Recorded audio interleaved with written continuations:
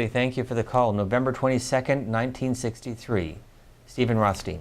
Thank you again for that call and for that memory. There are people all over the world, as you indicated, that were affected on that day. I remember I was in elementary school and was making flags, and when I heard this, I was literally drawing an American flag when I heard about this news, and then stayed glued to the TV for the next 3 days. So it is a life that was cut short, but even more than the person, I think we have a lot of hopes and the ideals about his ideals and what would have been. And so it's up to all of us to find ways to continue that, to think big ideas like the moonshot. You know, when people talk about big ideas today, they refer to it as a moonshot. Well, he literally brought us the first moonshot, and it's our hope that we continue those positive spirits as we celebrate the 100th anniversary.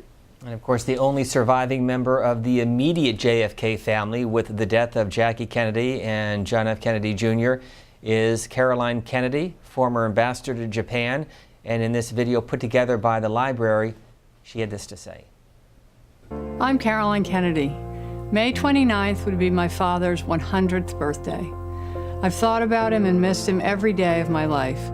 But growing up without him was made easier thanks to all the people who kept him in their hearts, who told me that he inspired them to work and fight and believe in a better world, to give something back to this country that has given so much to so many.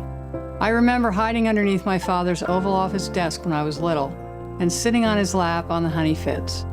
He would point out the white shark and the purple shark who always followed the boat, although I could never quite see them.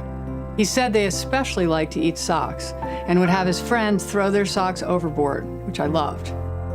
President Kennedy inspired a generation that transformed America.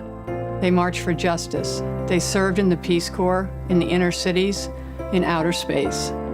His brothers carried on that work, fighting against poverty, violence, and war, championing human rights, health care, and immigration. As my father said in his inaugural address, this work will not be finished in our lifetime. It's up to us to continue to pass these values on to our children and grandchildren.